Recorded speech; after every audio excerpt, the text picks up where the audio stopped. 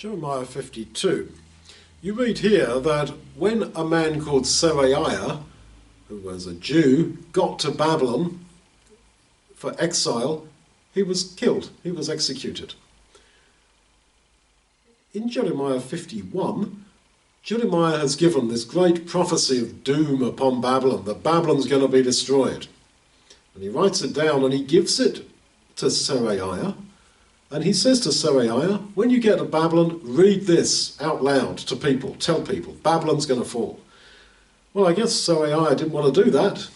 Been taken by the Babylonians into exile, and there by the rivers of Babylon, the Jews sat there and were mocked. He didn't feel like getting a scroll out and reading it out to these powerful Babylonians saying, yep, and you're all going to be condemned and you're going to be destroyed and your lovely city here is going to fall. He didn't do that. And lo and behold, here we read that Seraiah was killed by the king of Babylon. I suggest that this was because he didn't make the witness that he should have done it. There's no record that he made that witness. And that, I fear, would have been me and probably you, that, oh, we mustn't say this, it's not politically correct.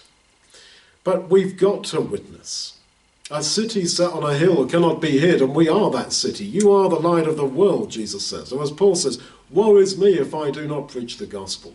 The high priest had bells on his garments, and he had to make a noise as he walked about. We're told that he die not.